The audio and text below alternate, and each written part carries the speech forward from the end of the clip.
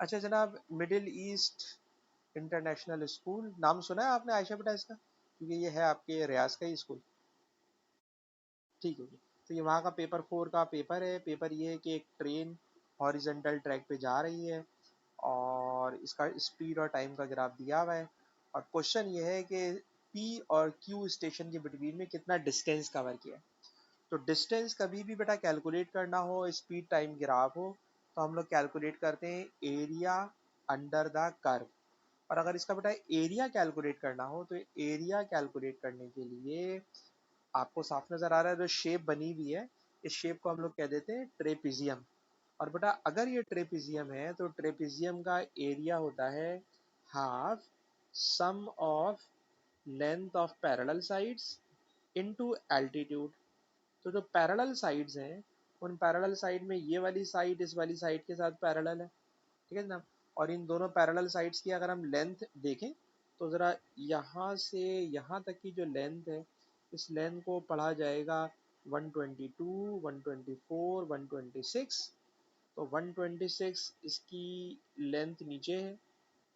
और अगर हम ऊपर वाले पोर्शन में चले जाएं, इस वाली जगह को यहाँ से यहाँ तक बेटा रीड करें, तो इसके अंदर रीड अगर आप करोगे तो 60 से 2 डिवीजन पीछे, तो 2 डिवीजन पीछे का मतलब 58, 56 है, 56 है। ठीक। तो ऊपर वाली line, this line is 56, this line is 126। अब मुझे चाहिए इन दोनों के बिटवीन का परपेंडिकुलर डिस्टेंस। परपेंडिकुलर डिस्टेंस ये वाली लाइन होगी।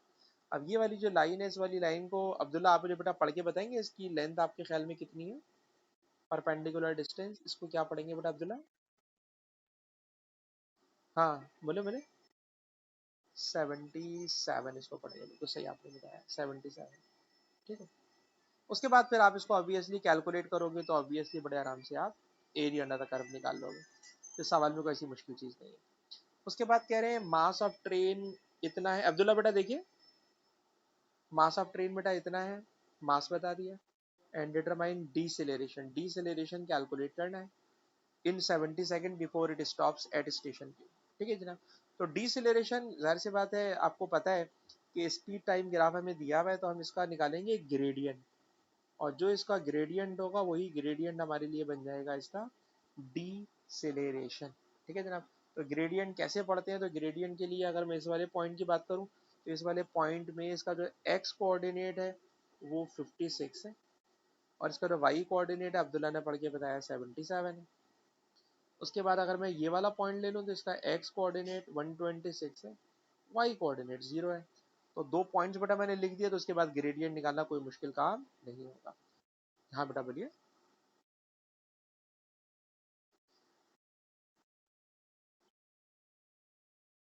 अच्छा सर। हाँ हाँ हाँ हाँ। आप अगर चेक करेंगे ना, आप इन दोनों को अगर डिवाइड करेंगे तो ये भी सिचुएशन वही वाली बनेगी। आप अगर देखें तो इसके अंदर क्या होगा, change in velocity. Change in velocity के लिए आपको क्या करना पड़ेगा? 126 final velocity, initial velocity 56 divided by 70। तो बात तो वो एक ही पड़ती है, सिर्फ कहने का फर्क है, बात एक ही है। आप भी सही बोल रहे हैं अब्दुल्ला। ठीक है। ग्रेडियंट निकालेंगे, डिसेलेरेशन आ जाएगा, और उसी डिसेलेरेशन को फोर्स पूछ रहे हैं। तो फोर्स होती है मास इनटू एक्सेलरेशन। तो मास गिवन है, एक्सेलरेशन ग्राफ से आ चुका होगा, तो एम ए से बटा रिजल्टेंट फोर्स आ जाएगी। ठीक है जी। तो क्वेश्चन आसान है इसलिए हम इस पर और लंबी नहीं कर रहे। अच्छा जी, क्वेश्चन नंबर 2 पर आ जाए। क्वेश्चन नंबर 2 में क्या हो रहा है? सर क्वेश्चन नंबर 2 में एक पुली के ऊपर से रस्सी पास हो रही है, एक ब्लॉक हैंग हुआ हुआ है। इस ब्लॉक को इस एक ये बंदा इस तरफ से खींच रहा है। तो काफ़ी टिपिकल सिचुएशन उसने बना दी है कि डायरेक्शन ऑफ फोर्सेस काफ़ी चेंज कर दी है। पूछ क्या रहे हैं? In the table below list the 3 quantities they must measure in order to calculate one man's power. अच्छा, आदमी की पावर कैलकुलेट करना है। And the instrument they would use for each instrument. अच्छा जी।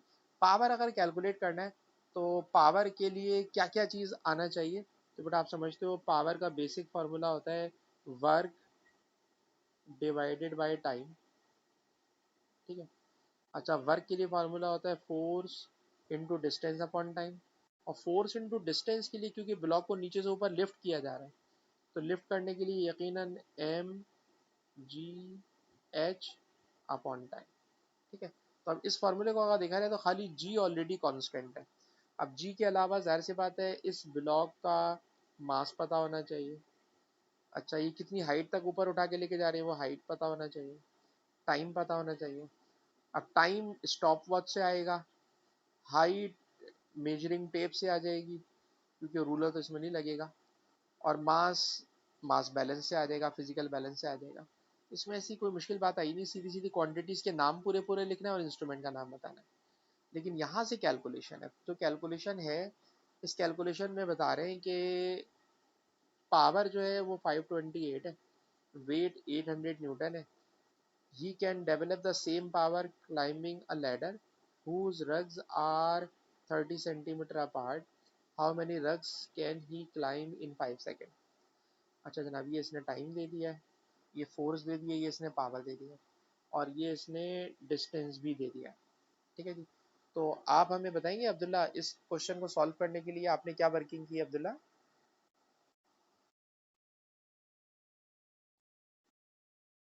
रुक जा, आराम से। Work upon time is equals to power.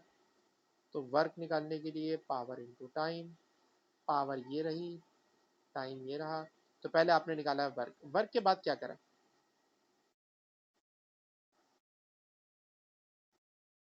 अच्छा, वर्क की जगह आपने फोर्स इंटू डिस्टेंस डालकर फिर यहाँ से बेटा क्या कैलकुलेट कर लिया? Force, distance. डिस्टेंस जो इसने लिखा 30 सेंटीमीटर अपार्ट, इसका क्या मतलब है?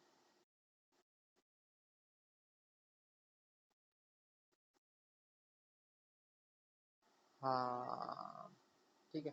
अच्छा ये बताइए कि ये रंग्स का मतलब क्या है? हाँ हाँ हाँ। हाँ, स्टेप्स कह ले तो ज्यादा आसान हो जाता है ना, स्टेप्स कह देते तो ज्यादा आसान होता। ठीक है। तो दर हकीकत इन्होंने 30 सेंटीमीटर ईच स्टेप का डिस्टेंस है। और जब ईच स्टेप का डिस्टेंस है तो अब्दुल्ला ने सही कहा सर, पहले हम लोग कैलकुलेट करेंगे by formula, by calculation D. और जो डी आ जाएगा अब्दुल्ला, कितना डी आया आपका? 3.3 मीटर का मतलब 3.3 मीटर आपका डी आ गया।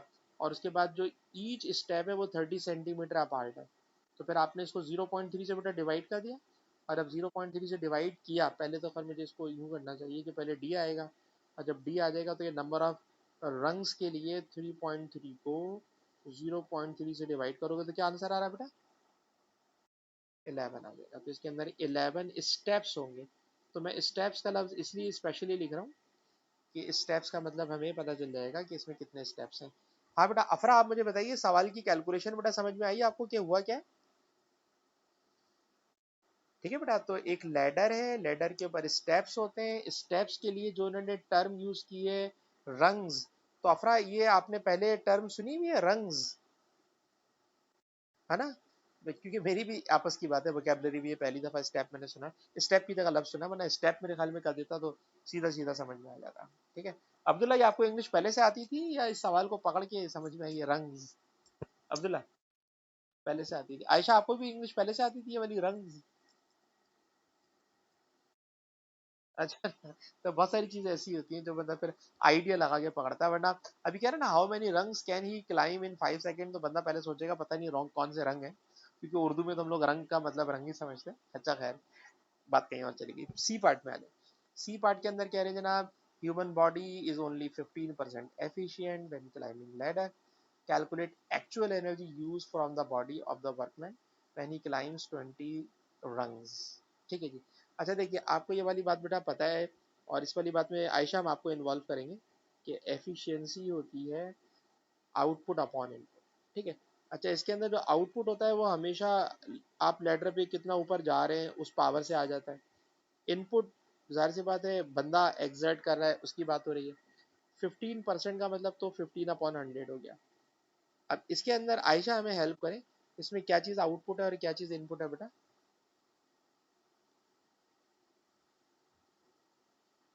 कैलकुलेट एक्चुअल एनर्जी, तो एक बात तो पक्की हो गई कि हमने एनर्जी की फॉर्म में बात करनी है। हाँ, जूल्स के बारे में बात कर रहे हो। ठीक है। Calculate actual energy use from the body of workman. ठीक है ना? तो energy use from the body of workman, इसका मतलब है इनपुट एनर्जी पूछ रहा है। ठीक है। जो बंदे की बॉडी एनर्जी होती है, it is called input, input पूछ रहा है। ठीक है ना, इनपुट पूछ रहा है। और आउटपुट क्या है सर, आउटपुट है ये रहा output, one workman is measured as having power 528, his weight इतना, और ही can develop the same power, उसने अपनी बॉडी में इतनी पावर डेवलप की और ऊपर चढ़ गया। तो ये तो इसका पावर आउटपुट था, ये इसका पावर आउटपुट है। तो आउटपुट है 528 वॉट्स। और 528 वॉट्स को अगर मैं जूल ले लूंगा तो इसका मतलब होगा हमारी कैलकुलेशन पर सेकंड पे चल रही है।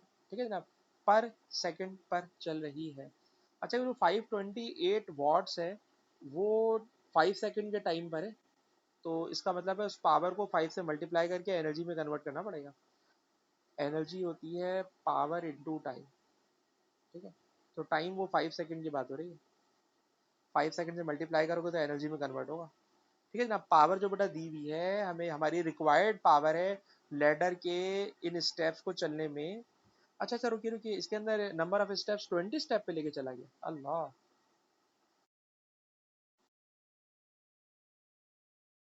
हाँ हाँ हाँ, बस बस बस बस बस वही, पहले तो क्रॉस मल्टीप्लाई मारना। हाँ हाँ, बस बस बस बस। हाँ हाँ, पहले पहले पहले पहले वही, रुक जा रुक जा। 11 स्टेप्स, 11 स्टेप्स, तो 528 पावर और एनर्जी 5 सेकेंड की, तो ये तो 11 स्टेप्स की है। अब क्वेश्चन चल रहा है 20 स्टेप का, तो पहले तो 20 स्टेप के लिए एनर्जी कैलकुलेट करोगे। ठीक है, तो ज़रा एनर्जी कोई बच्चा मुझे बताए कि, ये तो काफ़ी भारी सवाल कर दिया उन्होंने। 528 इंटू 5 इंटू 20 डिवाइडेड बाई 11, तो मुझे बेटा बताइएगा कितना। 4800, ठीक है ना। और इसको मैं यहाँ एक्स के बजाय यहाँ पे मैं इसको लिखना चाह रहा हूँ आउटपुट एनर्जी। ठीक, तो ये जो मैंने कैलकुलेट की है इट इज आउटपुट एनर्जी। और जब आउटपुट एनर्जी आ गई तो ये आउटपुट एनर्जी मैं यहाँ ला के रखूंगा। और जब मैं आउटपुट एनर्जी बेटा यहाँ ला के रखूंगा, आउटपुट एनर्जी है 4800, तो मुझे पता चल जाएगा कि उस बंदे को अब कितनी उसकी बॉडी में एनर्जी होना चाहिए।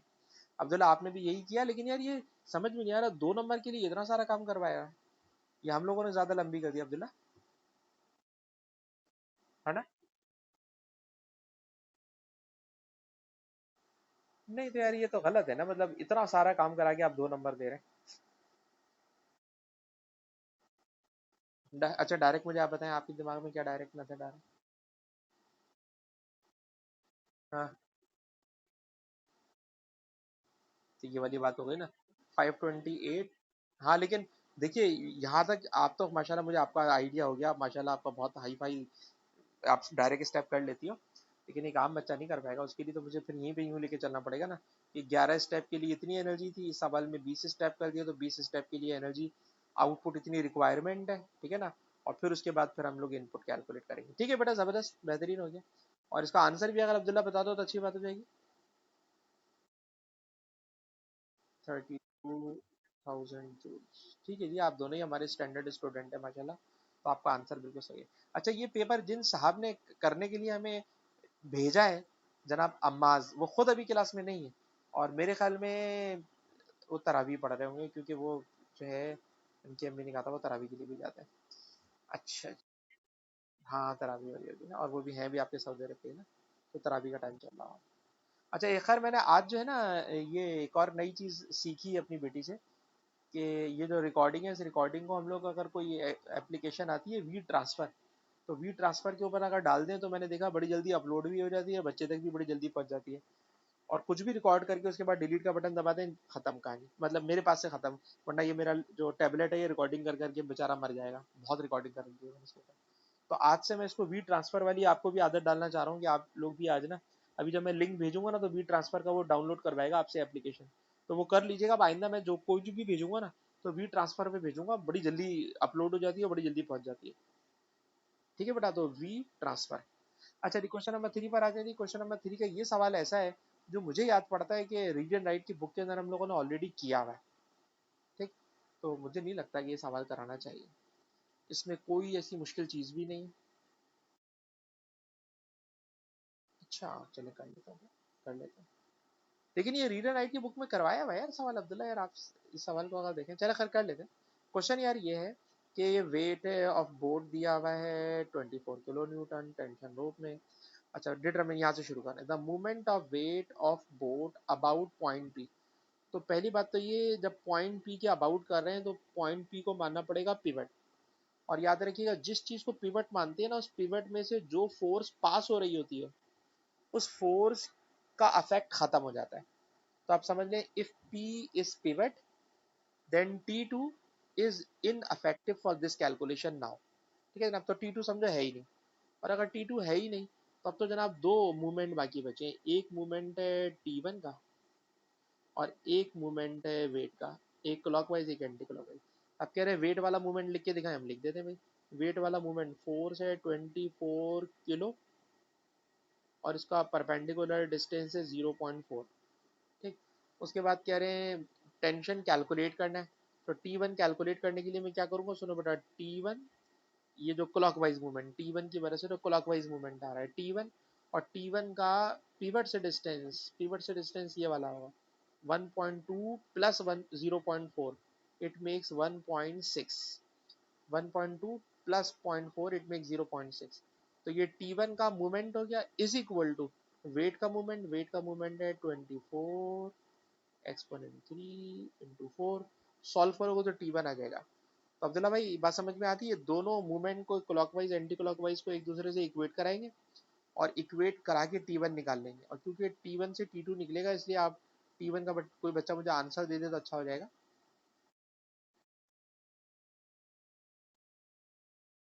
मैं भी बता दूं, पहले जरा T1 का आंसर करके बता। 60,000 आ रहा है तो इसको 60 किलो न्यूटन भी देख सकते हैं। ठीक है, मैं आपके सवाल का जवाब दे रहा हूँ। देखो अब्दुल्ला, ये वाले सवाल ए लेवल में भी भरे पड़े होते हैं ना। कभी भी तीन फोर्सेस लग रही होती है ना तो हमेशा हम पीवट लेते ही ऐसे पॉइंट पर है ताकि उसमें से कम एक फोर्स इनअफेक्टिव हो जाए। तो कभी भी ऐसा नहीं होगा कि जो एक फोर्स होगी ना, हम कभी भी पिवट ऐसे ही पॉइंट पे लेते हैं कि किसी भी एक फोर्स को हम करवा देते हैं कि उसका काम ही तमाम हो जाए। तो इससे ऐसा कभी होगा ही नहीं कि वो फोर्स कहीं इधर उधर हो, वरना वो पिवट ही बेकार हो जाएगा हमारे लिए लेना। ठीक है ना, हमें। हाँ हाँ, 0.4 ही तो T1 के लिए बात कर रहे हैं, T1 के लिए। तो ये देखो ना, यहाँ से यहाँ तक का पिवट तक का डिस्टेंस लो ना, पिवट पिवट P है, तो 1.2 प्लस 0.4 इट मेक्स 1.6। नहीं नहीं, हाँ हाँ हाँ।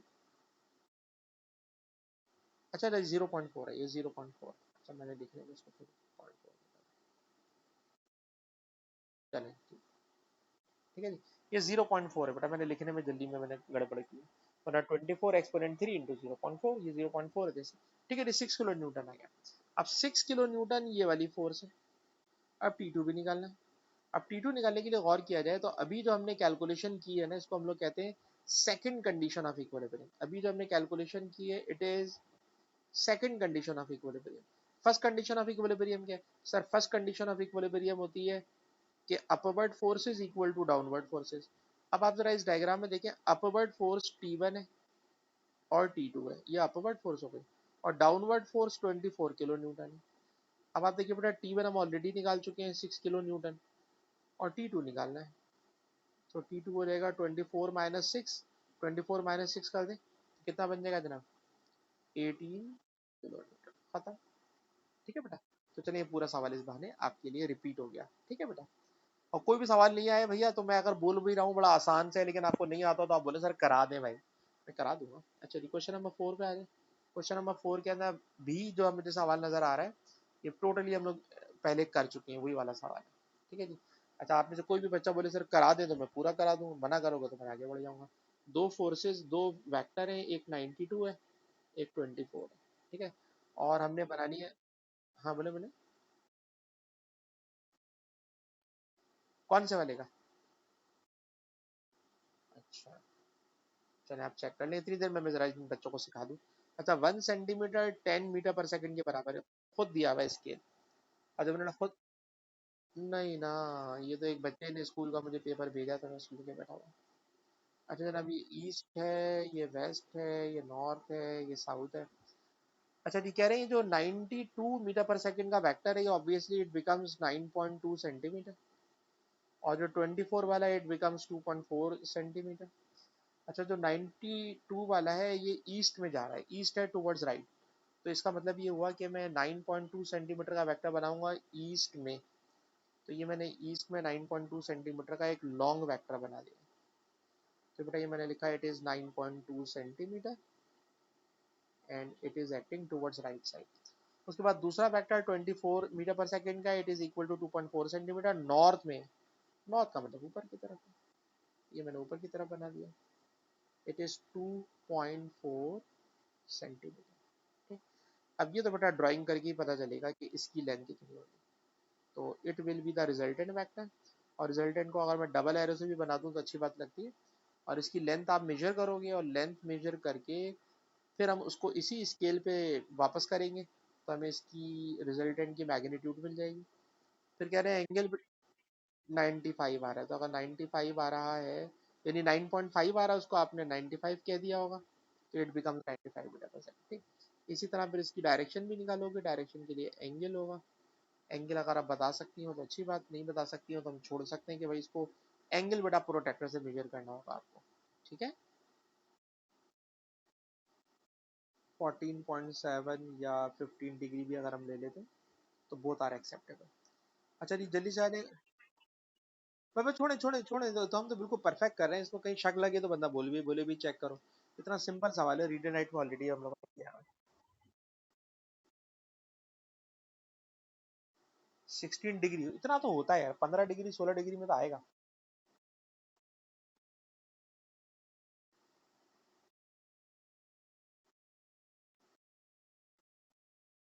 अच्छा, अच्छा भाई आप बाहर चले गए अब्दुल्ला भाई। ठीक है, चलो दोबारा बैठ कीजिएगा। अच्छा, इस वाले क्वेश्चन में आ जाए। यार ये वाले क्वेश्चन के अंदर गड़बड़ यार ये है कि इसमें स्फेरिकल वेव फ्रंट दे दिए और रिफ्लेक्टिंग सरफेस है। अच्छा जी, डिप कर रही है और वगैरह वगैरह। Put a clear dot at the point from which the reflected wave appears to come. अब आप देखिए सोर्स बेटा यहाँ पर है, सोर्स यहाँ पर है, और ये जो सरफेस है it is a reflecting surface. तो याद रखिएगा, रिफ्लेक्टिंग सरफेस एक्ट करती है जस्ट लाइक अ मिरर।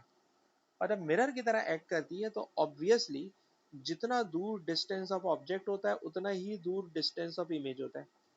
तो इस सोर्स का जो हमें ये वाले बात कह रहे हैं कि पुट अ क्लियर डॉट, जहां से हमें लगेगा reflected waves appear to come, ऐसा लगेगा कि वहां से आ रही हैं, उस डॉट को आर से डिनोट करें, तो बेटा ये मैंने आर से डिनोट कर दिया। ठीक है जनाब, तो ये पहली बात तो ये हो गई, और इस बात को मैंने समझाने में सिर्फ ये रूल यूज किया कि distance of object always equal to distance of image. So S is the object, blue line जिसको मैं हाईलाइट कर देता हूँ, it is just like a mirror, और जो इसका इमेज बन रहा है it is behind the mirror, और वो सेम डिस्टेंस के ऊपर मैंने आर बना दिया। अब कह रहे हैं draw the reflected portion of each three wave front. अब इसके वेव फ्रंट को आपने रिफ्लेक्ट कराना है। ये रिफ्लेक्टेड वेव फ्रंट कैसे बनेंगे स्फेरिकल वाले, इसका कोई रूल किसी बच्चे को आता है जी? रिफ्लेक्टेड वेव फ्रंट कैसे बनेंगे?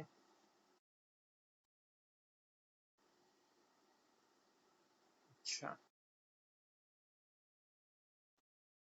अच्छा। और ये सवाल पहली दफा नहीं आया हुआ भाई, ठीक है ना?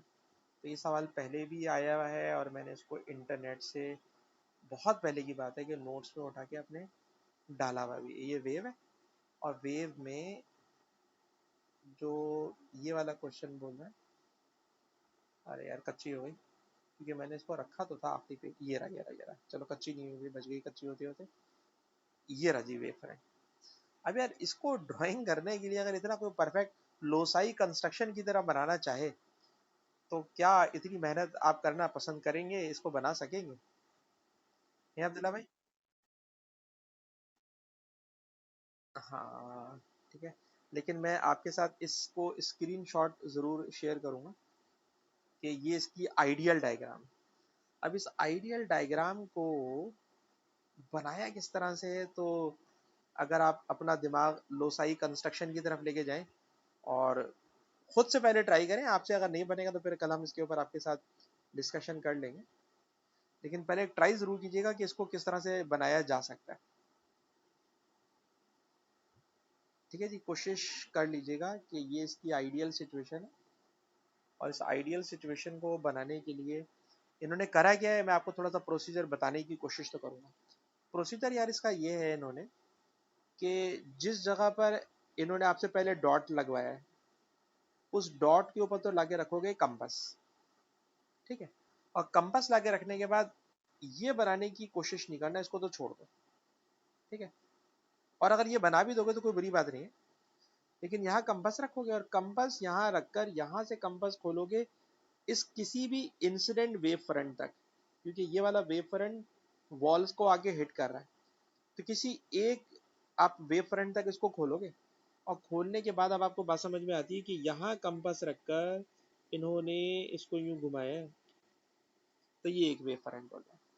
ठीक है, अच्छा एक और वेव फ्रंट है जो यहाँ पे हिट कर रहा है, तो यहीं पे कंपास रखकर यहाँ से यहाँ तक इन्होंने इसको घुमा दिया। ठीक है, तो दो ही वेव फ्रंट हैं जो इसको हिट कर रहे हैं। आप दो ही बना सकते हो, बाकी आप अंदाजे से बना सकते हो। अंदाजे का मतलब ये इन दोनों के दरमियान का गैप को सामने रखते हुए आप इधर एक और बना दें, लेकिन मेरा ख्याल नहीं है कि वो सेंस बनता है। सेंस यही बनता है जो हिट करेगा उसी को मैं रिफ्लेक्ट कराऊंगा। तो रिफ्लेक्ट इसके अंदर हिट कर रहे हैं दो, इस वाली बाउंड्री को हिट कर रहे हैं दो, एक ये वाला तो इसका ये रिफ्लेक्टेड है, एक ये वाला तो इसका ये रिफ्लेक्टेड है। बाकी जब हिट कर ही नहीं रहे तो मैं इसके अंदर क्या बनाऊं। ठीक है जी, तो अब्दुल्ला भाई ये बात समझ में आती है? कोई बहुत मुश्किल काम तो नहीं है जो मैंने अभी तरीका बताया आपको अब्दुल्ला? ठीक है ना, यहाँ कंपास रखोगे, यहाँ तक का खोलोगे, यहाँ तक का खोल के ये बनाना है, यहीं पे कंपास रखे रखे यहाँ तक का खोलोगे, और यहाँ रख के ये घुमाना है। बस ये दो वेव फ्रंट बन गए। वो इतने ही बनाओगे जितने वेव फ्रंट उसके ऊपर इंसिडेंट हो रहे हैं। तो ये ऑलरेडी मेरे पास इंटरनेट पे पड़ा हुआ है। अच्छा इसके अंदर तो तीन हिट कर रहे हैं, तीन हिट कर रहे हैं, तो आप यहाँ पे कंपास रखो, यहाँ कंपास रखो, यहाँ कंपास रख के यहाँ तक का कंपास खोलो, और यहाँ तक का अगर आप कंपास खोलोगे,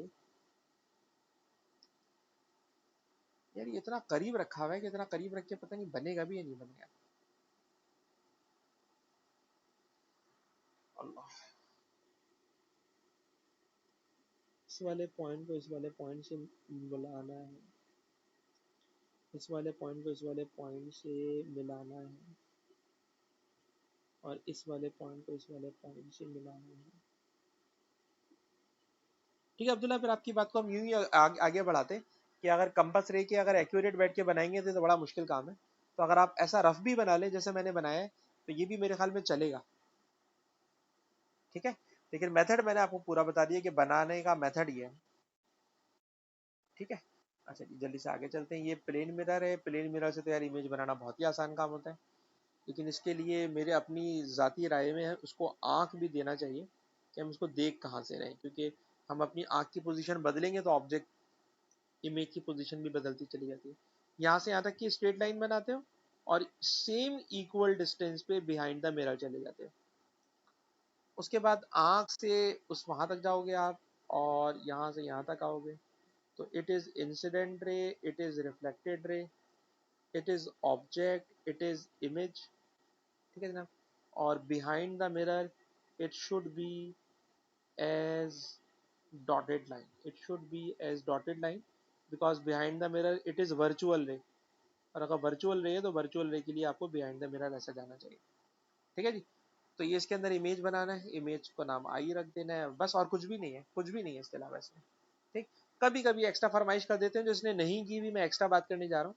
एक्स्ट्रा बात ये हो सकती है वो कहेगा जनाब इसमें एंगल आई और एंगल आर को हाईलाइट करें, तो भाई ये हमारा आपको ऑब्जेक्ट है, ये ऑब्जेक्ट है तो it is angle I and it is angle R, और ये ऑटोमेटिकली बराबर होंगे अगर आपने मेरी बताई हुई बातों को फॉलो किया। तो आई और आर मेजर करके बनाने की जरूरत नहीं है, बनाने के बाद भी मेजर करोगे तो ये दोनों एक दूसरे के बराबर निकलेंगे।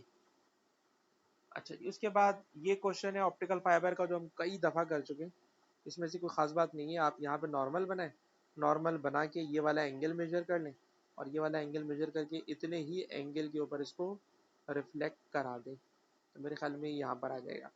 उसके बाद अगेन इसी पॉइंट के ऊपर एक और नॉर्मल बना दें, और नॉर्मल बना के अब ये वाला एंगल मेजर कर लें, और ये वाला एंगल मेजर करके इतने ही एंगल पर इसको अब बाहर निकाल दें। ठीक, तो इसमें कोई एक्यूरेट मेजरमेंट का चक्कर नहीं है भाई, अंदाजे से ही बनेगा। तो केयरफुली कंप्लीट द पाथ बस, और 1 मार्क का क्वेश्चन है तो बस ठीक है, इतना ही होगा। इसमें हम कोई एक्यूरेट मेजरमेंट ऑफ एंगल नहीं कर रहे, अलबत्ता ये जो नॉर्मल है, नॉर्मल सीधा बनाइएगा, मुझे लगता है मेरे से थोड़ा सा टेढ़ा नॉर्मल बना। अच्छा जी, कह रहे हैं मटेरियल का ऑप्टिकल फाइबर रिफ्रैक्टिव इंडेक्स 1.2 है, क्रिटिकल एंगल निकालना है। अफरा आप हमें बताइए बेटा, what is the formula to calculate critical angle if you are given the value of refractive index? Afra बताइए बेटा। ठीक है जी, n equal to 1/sin c। सारी वैल्यूज गिवन है, आप आराम से c निकाल सकते हो, कोई मसला नहीं है। अच्छा, state what sort of reflection take place. तो आप पूरा नाम लिखोगे, मैं खाली शॉर्टकट में लिख रहा हूँ, total internal reflection. Explain your answer, तो आपने वही बताना है कि इसका जो वो है incident angle, it is greater than critical angle. When incident angle is greater than critical angle, then light exhibit total internal reflection. अच्छा जी, अब आ जाइए इसके ऊपर। ये जरा सवाल हमें थोड़ा सा भारी लग रहा है, अब देखें होता क्या। एक टॉप मैग्नेट है, एक बॉटम मैग्नेट है, and figure 7.1 shows part of a toy which contains two ring shaped permanent magnet। Plastic rod है बीच में, ठीक है। Top magnet can move up and down freely around the plastic rod, ठीक है जी। The magnetic poles on the bottom magnets are shown, magnet के pole show कर दिए। The top magnet floats in air above the bottom magnet, float कर रहा है, इसके ऊपर नीचे नहीं आ पा रहा। तो mark the poles on the top magnet. बढ़िया बच्चों वाली बात कर दी इन्होंने तो जनाब। फ्लोट कर रहा है, ये नॉर्थ पोल्स हैं सर, ये नॉर्थ पोल है तो पक्की बात है इसमें नीचे की तरफ साउथ पोल बने होंगे, और अगर इधर साउथ पोल बने तो ऑब्वियसली इसके ऊपर की तरफ नॉर्थ पोल होंगे। तो ठीक है जनाब। अच्छा मैंने उल्टा कह दिया, रुक जा रुक जा रुक जा रुक जा, क्या कह दिया मैंने यार। ये नॉर्थ है और फ्लोट कर रहा है, फ्लोट कर रहा है, सॉरी सॉरी सॉरी, नॉर्थ है, फ्लोट कर रहा है, रिपेल कर रहा है, तो नॉर्थ नॉर्थ होगा तभी रिपेल कर रहा है, और ऊपर वाला पोर्शन साउथ होगा। तो कह रहे हैं जनाब मार्क करना है, वो मार्क कर दिए। और फ्लोट क्यों कर रहा है उसकी रीजन बतानी है। और रीजन इसकी एक्सप्लेनेशन यही बनेगी कि unlike poles repel to each other, so bottom magnet north pole is repelling north pole of the top magnet, so the above magnet is floating. तो कोई बहुत लंबी चौड़ी कहानी है। The top magnet is replaced with a ring made of iron, explain why the iron ring sticks to the bottom magnet. अच्छा जी, इन्होंने ऊपर आयरन की रॉड लाके रख दी, और आयरन की जैसी रॉड लाके रखी, रिंग लाके रखा, तो वो क्या हुआ मैं नहीं बताना चाह रहा। अफरा आप बेटा मुझे बताइएगा सेकंड पार्ट के आंसर के ऊपर बेटा थोड़ी सी कमेंट्री करके बताएं, क्योंकि क्वेश्चन इज नॉट डिफिकल्ट। जी बेटा Afra. When the top magnet is replaced with iron, तो iron ring sticks to the bottom magnet, why?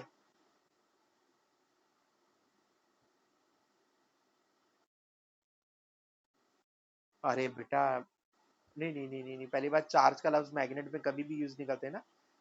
Magnet है तो मैग्नेट में तो चार्ज का लफ्ज नहीं लिख सकते आप, ठीक है ना। तो you can not use the word of charge, charge को तो हटा लें। हाँ आप ये कह सकते हैं कि मैग्नेट के पोल्स होते हैं, पोलैरिटी ऑफ पोल्स, पोल्स की बात करें। हाँ बेटा बोले, सिर्फ चार्ज का लफ्ज हटा के, अब बेटा बोले अफरा।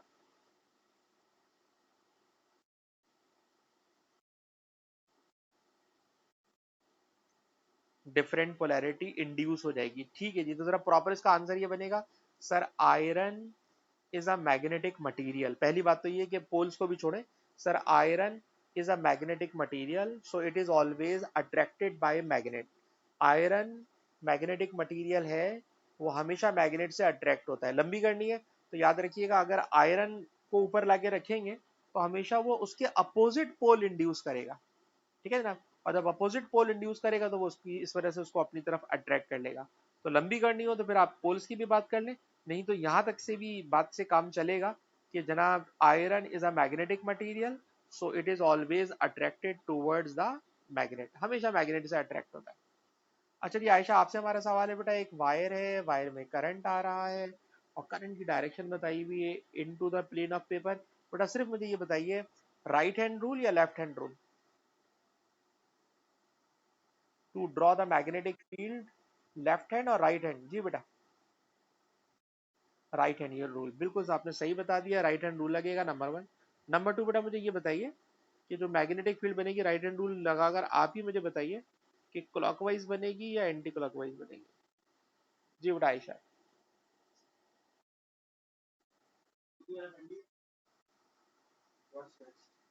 जी क्लॉकवाइज बनेगी, बिल्कुल सही आपने बताया, क्लॉकवाइज बनेगी। और क्लॉकवाइज के अलावा मैंने इस ड्राइंग में एक बात का और ख्याल रखा है कि the spacing between the magnetic lines is not uniform. Magnetic line है शुरू में वेरी क्लोज है, but as we move away from the conductor the spacing between the magnetic lines is increasing. And what does it show? If the spacing between the magnetic line increasing, it means the strength of magnetic field is decreasing. तो wire के करीब magnetic field strong होती है, magnetic lines closer होती हैं, but as we move away from the conductor the strength of magnetic field decrease, so we should increase the separation between magnetic lines. हमें magnetic lines के दरमियान separation को बढ़ाकर show करना चाहिए। ठीक है जी। इसमें ये लिखा है डायरेक्शन बताएं मैग्नेटिक फील्ड की, वो हम बता चुके हैं। And now this is a current electricity question, और देख के मुझे याद आता है ये भी हम लोगों ने रीड एंड राइट में किया हुआ। क्वेश्चन का पहला पार्ट ये है, अब्दुल्ला हम आपसे पूछना चाहेंगे, बल्कि अब्दुल्ला को से नहीं पूछ रहा, अफरा यार आप बताइए बेटा, अफरा कि ये दो ग्राफ हैं, एक ग्राफ रेजिस्टर का है, एक ग्राफ लैम्प का है। अफरा बेटा सिर्फ मुझे ये बताओ लैम्प का ग्राफ कर्व क्यों है?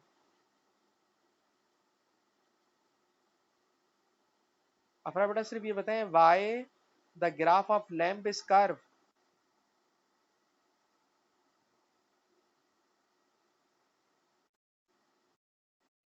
नहीं नहीं नहीं नहीं बेटा, देखिए जो रेजिस्टर है उसका ग्राफ स्ट्रेट लाइन है, और रेजिस्टर का ग्राफ अगर स्ट्रेट लाइन है तो जब करंट और वोल्टेज का ग्राफ स्ट्रेट लाइन होता है तो इसका मतलब होता है कि रेजिस्टर का टेम्परेचर कांस्टेंट है, और जब टेम्परेचर कांस्टेंट होता है तो उसकी रेजिस्टेंस भी कांस्टेंट होती है।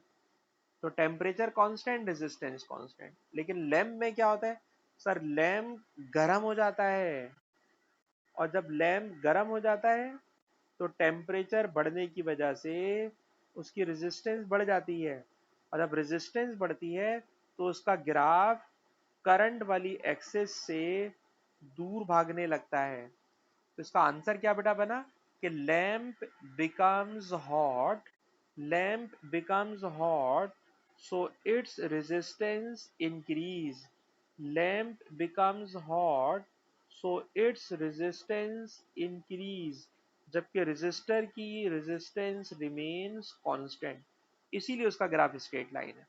अच्छा जी, फिर कह रहे हैं बेटा state the value of P D when the resistor and lamp have same resistance. ऐसा कोई पीडी बताओ, कोई ऐसा वोल्टेज बताओ जिस पर दोनों की रेजिस्टेंस सेम हो, दोनों की रेजिस्टेंस सेम हो। तो बेटा ग्राफ में आपके ख्याल में अफरा आप ही हमें बताइए कौन सा पॉइंट ऐसा होगा, इस ग्राफ को देख के बताना है, जहां आप बोले सर ये वाला वो पॉइंट है जहां पे रेजिस्टेंस दोनों की सेम होगी। अपना बेटा कॉमन सेंस का क्वेश्चन है, कोई बहुत मुश्किल फिजिक्स नहीं लगाने बैठिएगा। ग्राफ देखें, ग्राफ पे आप आराम से पकड़ लेंगे सर इस वाले पॉइंट पर दोनों की रेजिस्टेंस सेम होगी। अफरा बेटा बताइए। हाँ बोले बोले बेटा, जोर से बोलिए।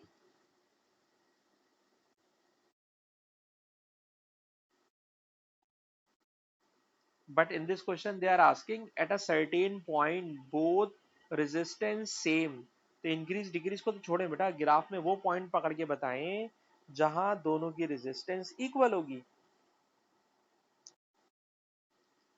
7 वोल्ट, ठीक है 7 वोल्ट के करीब वाला वो पॉइंट है, पर इसकी बेहतर एक्सप्लेनेशन ये थी कि सर जहां दोनों ग्राफ एक दूसरे को इंटरसेक्ट कर रहे हैं, सर अब इंटरसेक्ट कर रहे हैं तो दोनों के उस पॉइंट के ऊपर वोल्टेज भी सेम होंगे, दोनों के उस पॉइंट के ऊपर करंट भी सेम होंगे, और अब करंट और वोल्टेज सेम होंगे तो दोनों का रेजिस्टेंस भी सेम होगी।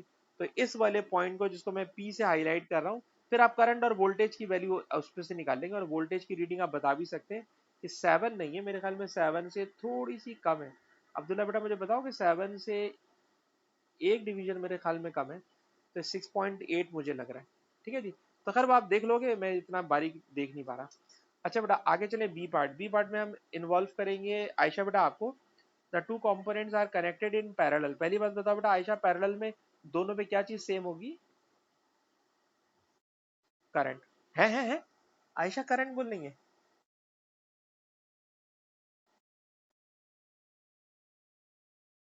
हाँ बस अब अभी बस रुक जाए। जी जी जी, वोल्टेज सेम होगा।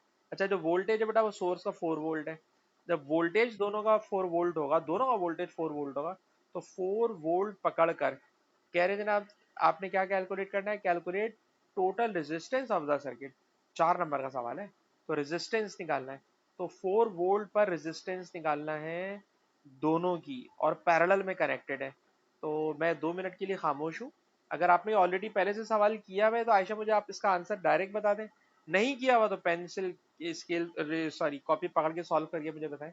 अफरा बेटा आप भी बताएं, क्योंकि अब्दुल्ला का तो मुझे पता है, अब्दुल्ला करके बैठा होगा। 4 वोल्ट पर combined resistance, they are connected in parallel. Ayesha बेटा सॉल्व करके बताएं, फिर मैं मेथड आपसे डिस्क्राइब कराऊंगा कि करा क्या है आपने।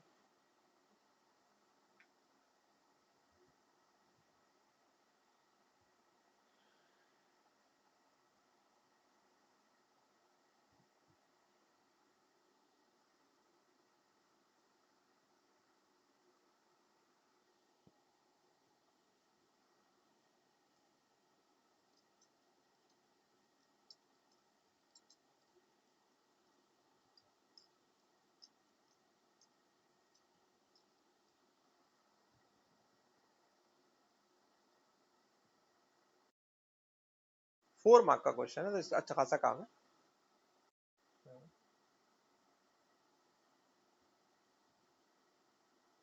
पर ये सवाल रीड एंड राइट वाला नहीं है, क्योंकि मैं रीड एंड राइट में ऐसा वाला सवाल कोई सा नहीं पढ़ा वाला। अब्दुल्ला आप हमारे लिए स्टैंडर्ड है, आंसर आप ही चेक करके बताएंगे इन्होंने सही निकाला गलत निकाला। आयशा पहले कर ले, आयशा और अफरा।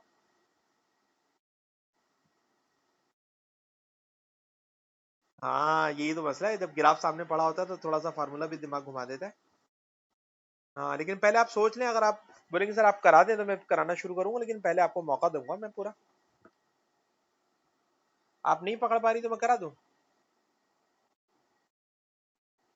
अफरा बेटा आपसे सवाल चल रहा है या आपका भी रुका हुआ है?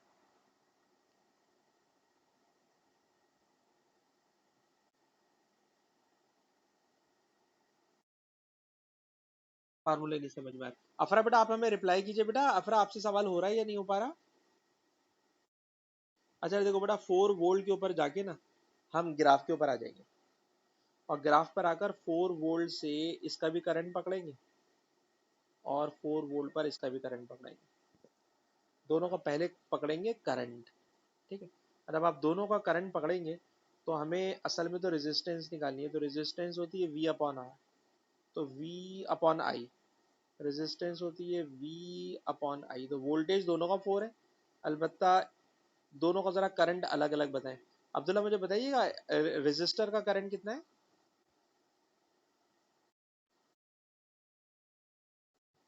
2.7। अगर 1 मिनट रुकिए मैं इनको भी आवाज लगा लूँ। 2.7 हमें अब्दुल्ला बता रहे हैं, 2.7 रेजिस्टेंस का करंट है। और उसका कितना है जी, लैम्प का? 3.6 है, ठीक है जी। तो बेटा पहला काम ये करोगे, दोनों की रेजिस्टेंस निकालोगे आयशा, दोनों की रेजिस्टेंस निकालोगे। और जब दोनों की रेजिस्टेंस आ जाएगी तो दोनों की रेजिस्टेंस आने के बाद फिर पैरेलल वाला फार्मूला लगा देंगे। अब वो पैरेलल वाला फार्मूला या तो 1/R1 1/R2 वाला लगाना, वरना मुझे तो ये वाला पसंद है कि जो R1 R2 आएगा। हाँ बेटा बोले। हाँ फिर टोटल रेजिस्टेंस। अच्छा अच्छा, ठीक है बेटा ठीक है। अच्छा अब्दुल्ला आप आंसर बता दें, ताकि जब ये आयशा बाद में करें तो आंसर चेक कर लें अपना।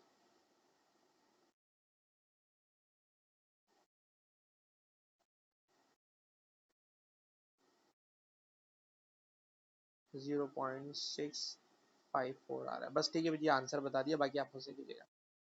64645 था। अच्छा जी 645।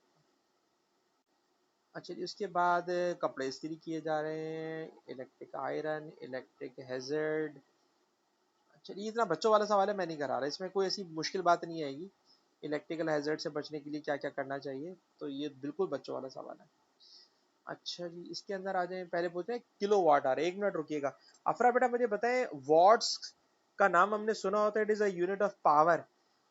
अफरा बेटा बताओ what is the unit of kilowatt hour, unit kilowatt hour किस चीज की यूनिट है? किलो वाट आवर किस फिजिकल क्वांटिटी की यूनिट है बेटा? एनर्जी, बिल्कुल सही आपने बताया।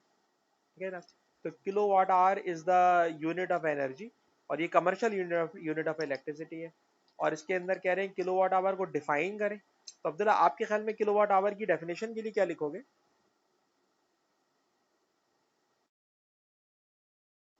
नहीं आ रहा था, जरा मैं आपको समझा देता हूँ। देखिए, किलो वॉट आर, इसी से हम आपको पूरी बात समझा देंगे। बात ये होती है कि अगर आप 1000 वॉट का कोई इलेक्ट्रिकल डिवाइस ले लें, यूजुअली आयरन 1000 वॉट की होती है, इसमें तो 1200 वॉट की है। कह रहे हैं 1000 वॉट की इस्त्री लें, और 1000 वॉट की इस्त्री को 1 घंटे तक रन करें, उसको स्विच ऑन करके रखें। ठीक। तो आजकल की तो इलेक्ट्रिक आयरन ऑब्वियसली ऑटोमेटिक होती है, वो ऑटोमेटिकली बीच में बंद भी होगी। लेकिन फॉर एग्जाम्पल हम जो डेफिनेशन कर रहे हैं, तो डेफिनेशन ये है कि 1 घंटे तक 1000 वॉट पावर आप किसी आयरन पर या किसी इलेक्ट्रिकल डिवाइस के ऊपर कंटिन्यूअसली कंज्यूम कर रहे हैं। तो आप जितनी एनर्जी कंज्यूम करोगे, it is called 1 kilowatt hour. ठीक है जनाब। तो बात ये बनी कि व्हेन 1000 वॉट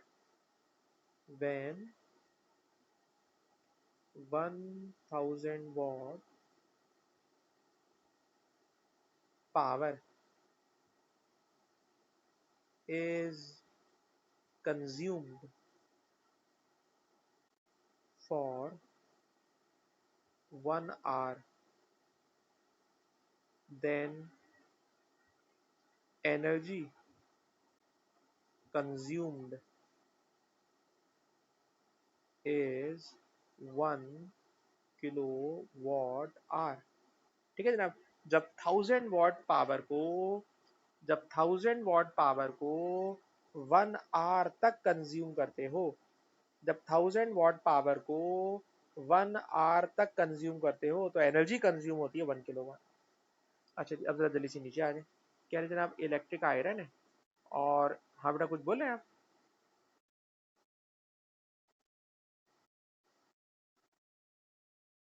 नहीं नहीं नहीं नहीं, आप नहीं नहीं नहीं, अब जरा मैं इसको भी यहाँ पे आपको दिखा दूँ। Energy divided by time is equal to power. Energy is equal to power into time. Power की यूनिट किलोवाट, टाइम की यूनिट आर। अब आप देखिए, किलोवाट आर समझ में आता है?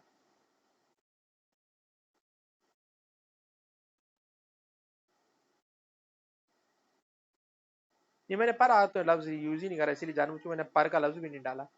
मैंने पर का लफ्ज नहीं डाला। नहीं नहीं नहीं नहीं, मैंने पर आवर का लफ्ज इसलिए डाला ही नहीं। ठीक है। 1000 वॉट को 1 घंटे तक चलाओ। ठीक है जनाब। जब आप अब आप देखें ना, जरा मैं इसी बात को अपनी यहाँ पे कवर करता हूँ। देखिए ना, मैं पावर कंज्यूम कर रहा हूँ 1000 वॉट, 1 घंटे तक कंज्यूम कर रहा हूँ, तो it is equal to 1 kilowatt hour. आप देख लीजिए, मैंने पर का लफ्ज ही नहीं यूज करा। ठीक है जी। अच्छा, अब जरा इसके अंदर आ जाए। इसके अंदर वो क्या कह रहे हैं? कह ये रहे हैं कि भाई 1 किलोवाट आवर की कॉस्ट इतनी है। ठीक है। अब इस आयरन को 20 मिनट तक चला रहे हैं, तो गौर से सुनिएगा।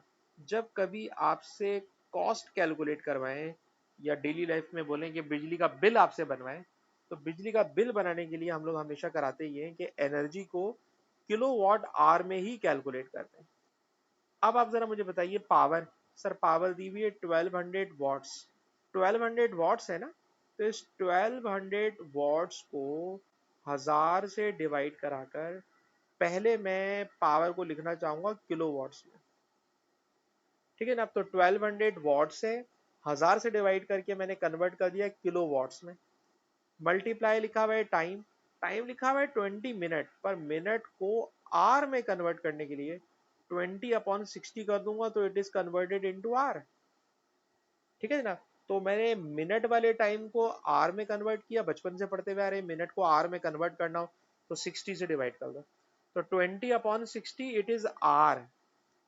वॉट था, किलोवाट में मैंने कन्वर्ट किया। अब आप अगर इसको सिंप्लीफाई करें, और बेटा मुझे कोई बच्चा सिंप्लीफाई करके बताए कि क्या बन रहा है, कितने किलोवाट आवर बन रहे हैं भाई? 0.4। अच्छा जी, 0.4 किलोवाट आवर बन रहा है। ठीक है जी। तो ये 0.4 किलोवाट आवर है, और 1 किलोवाट आवर की प्राइस 20 सेंट है। तो 1 किलोवाट आवर 20 सेंट का है, तो 0.4 किलोवाट आवर के लिए सेंट के रेट से मल्टीप्लाई कर दो, तो बताएंगे भाई कितने सेंट का कंज्यूम हो रहा है? तो ये बन जाएगा 0.08 सेंट। अच्छा 20 का, मेरे पता ही 0.2 मैंने क्या दिमाग में मेरे आया। अच्छा अच्छा, क्या बात है, मेरे दिमाग में डॉलर में पहुंच गया डायरेक्ट। अच्छा जी, तो कितने आ गए ये, 8 रुपये बन गए, 8 सेंट बन गए ना। अच्छा जी 8 सेंट। तो बेटा अफरा, ये वाली बात आपको समझ में आई कि if you are given the price of 1 kilowatt hour, then obviously you will calculate energy in kilowatt hour. You are given power in 1200 watts, so first we should convert watts into kilowatts by dividing 1000. You are given time in 20 minutes, then you should convert 20 minutes into hour, and energy should be calculated in kilowatt hour, and you are given the rate of 1 kilowatt hour, then obviously you can calculate the total cost. And now question number 10, north pole south pole magnetic field.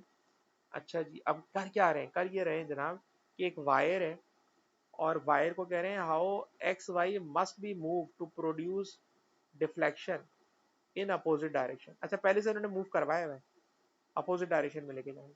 अच्छा जी, एक wire है magnetic field में रखा हुआ है, connect है 0 volt meter पर।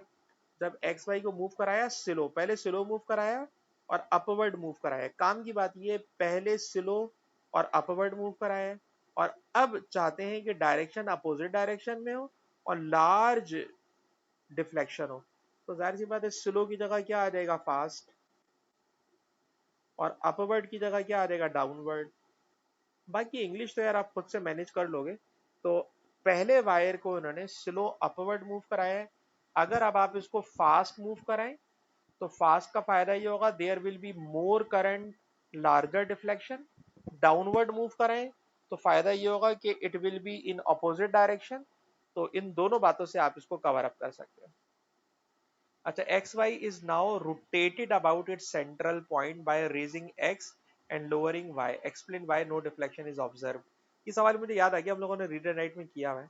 अच्छा जी, अब कर क्या रहे हैं, कर ये रहे हैं कि इसको ऊपर और नीचे मूव कराने के बजाय कह रहे हैं जनाब कि फॉर एग्जांपल इसको सेंटर पर सपोर्ट कर दिया और सेंटर पे सपोर्ट करने के बाद इस रॉड को एक तरफ से ऊपर कर दिया और एक तरफ से नीचे कर दिया।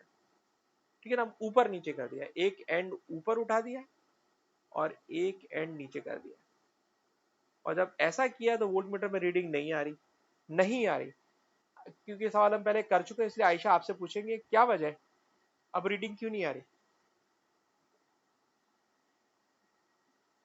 आयशा बेटा, why there is no reading.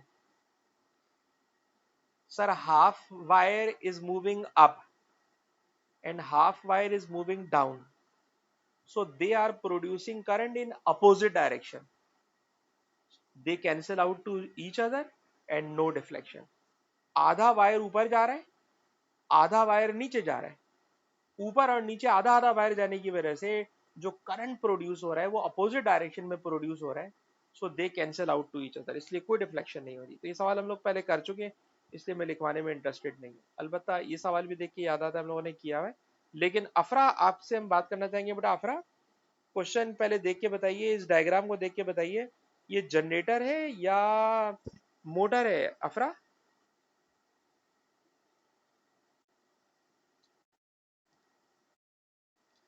पहली बात तो बेटा ये कि सर ये जनरेटर भी हो सकता है और ये मोटर भी हो सकती है, दोनों एक ही जैसे होते हैं। पर इस क्वेश्चन में खुद बता रहे हैं कि करंट जनरेट कर रहे हैं, इसलिए हम इसका आंसर को जनरेटर बोलेंगे। लेकिन जनरेटर और मोटर को देख के कोई बता नहीं सकता कि जनरेटर है या मोटर है, ठीक है ना, कोई नहीं बता सकता। अब कोई बच्चा बोले नहीं सर वो एक में कम्यूटेटर लगा होता है, एक में स्लिप रिंग लगा होता है, तो कम्यूटेटर से डीसी और स्लिप रिंग से एसी, लेकिन आप ये नहीं बता सकते कि मोटर है या जनरेटर है। ये अलग बात है कि आपके कोर्स में जनरेटर एसी और मोटर डीसी है, लेकिन आपस की बात है कि फिगर से नहीं पता चलता। खैर, सवाल को आगे बढ़ा दें। सवाल बेटा ये जनरेटर है, बता दिया इसने जनरेटर है। कह रहे थे operators is part of AC generator, what is connected between the ends A and B. A और बी के बिटवीन में क्या कनेक्ट करते हो जी, आप हमें बताइए। ए और बी के बिटवीन में क्या कनेक्ट करना चाहिए अगर ये एसी जनरेटर है, और इनको ये वाली बात यहाँ लिखनी चाहिए थी एसी जनरेटर, क्योंकि एसी लिखेंगे तो फिर हम सही बात बता सकते हैं कि ए और बी के बिटवीन में क्या लगेगा। जी बेटा अफरा, if it is an AC generator then what should I connect between end A and B। जी बेटा, बिल्कुल गलत। अफरा आप बताइए बेटा, व्हाट शुड। हाँ जी जी जी।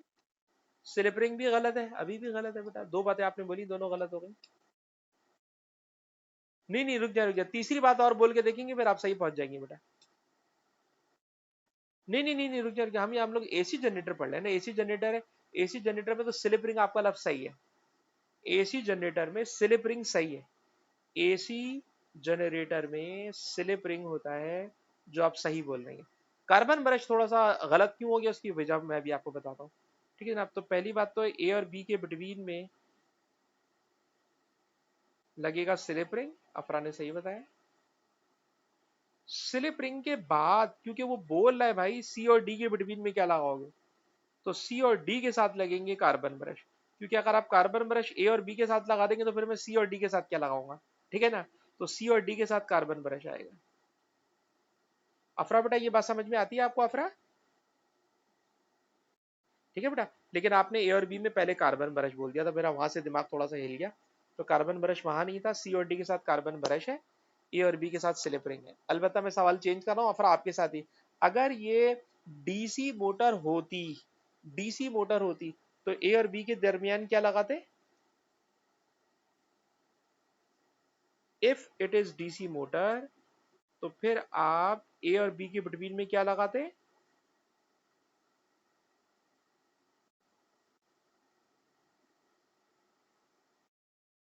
बेटा आपको आता है, आप सोचे तो। स्लिप रिंग का अपोजिट क्या टर्म आप लोगों ने सीखी हुई होती है?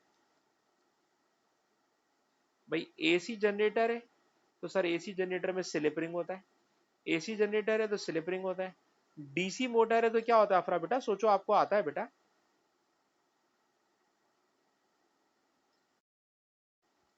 Commutator, split ring. याद आया बेटा, या आपने यही लफ्ज बोला, मैं शायद पकड़ नहीं पाया आपकी बात। नहीं नहीं नहीं नहीं नहीं, कम्यूटेटर और स्लिप रिंग सेम नहीं है भाई।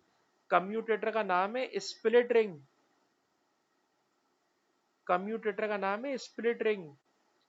ठीक है। और अभी मैं जब क्लास खत्म करूंगा तो आप रुकिएगा, मैं अभी आपको एक वीडियो दिखाकर मैं पहले चीज क्लियर करूंगा। क्योंकि आप इस तरह की जब बात कर रही है ना कि दोनों एक ही चीज है, तो मैं भी आपको एनिमेशन में दिखाऊंगा कि बेटा ये कम्यूटेटर है, ये स्प्लिट रिंग है, इसको दिमाग में बिठाएं। आयशा और अब्दुल्ला को बोर नहीं करूंगा, पहले जब क्लास खत्म कर लूंगा फिर दिखाऊंगा। ठीक है जी। अच्छा जी, तो ये वाली बात हो गई। और कार्बन ब्रश तो सीडी में लगेगा, डीसी मोटर है जो कुछ भी हो, कार्बन ब्रश ही लगेगा। अच्छा जी, अब आपसे ग्राफ बनाने के लिए बोल रहे हैं। तो बेटा मुझे बताओ कि करंट का ग्राफ किस शक्ल का बनेगा if you are studying AC generator. अब बेटा किस शक्ल का ग्राफ बनता है ऑल्टरनेटिंग करंट में?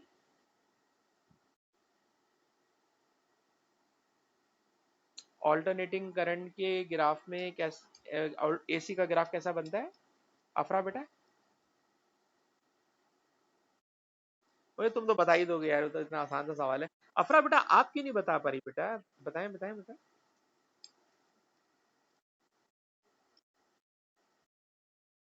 कैसे दिखाने का मतलब, ऐसी अल्फाज कुछ बोल देंगे तो मैं पकड़ लूंगा आपकी बात। अगर आप बोलने से, हाँ बस ये आपने बोल दिया, मैंने बात पकड़ ली। अब कोई बच्चा बोले स्ट्रेट लाइन बनाएंगे तो बोलूंगा गलत हो गया। अब आप जो मुझे बता रही है वो वेव की तरह बनेगा, तो ये वेव की तरह बनेगा, बिल्कुल सही, हमने आपकी बात मान ली। ठीक। हाँ इसका मतलब सही नाम होता है साइन वेव। और अब्दुल्ला के लिए और मुश्किल करके बोलूंगा, इसको अब्दुल्ला बोलते हैं हम लोग मैथमेटिक्स की जुबान में साइनोसॉइडल कर्व। ठीक है। मैथमेटिक्स में इसका प्रॉपर नाम होता है साइनोसॉइडल कर्व। इजी लैंग्वेज में साइन वेव। और अफरा के लिए सर वेव की तरह बना दें, इट्स ओके इट्स ओके। अफरा बेटा आपसे हमारा एक और सवाल है। अफरा बेटा बताएं, जब कॉइल जनरेटर में घूम रहा होता है, तो इसमें आप मुझे बताएंगी कि कौन सी पोजीशन ऐसी होगी जब कॉइल वर्टिकल होगा? कॉइल वर्टिकल जब होता है तो कहां पर होता है? मैं इसके अंदर मुख्तलिफ पॉइंट बना देता हूँ, A B C D E F G. कौन सी पोजीशन पे कॉइल वर्टिकल होगा? बी के ऊपर वर्टिकल होगा। अब्दुल्ला बेटा आप क्या कहते हैं, बी वर्टिकल कहां पर होगा?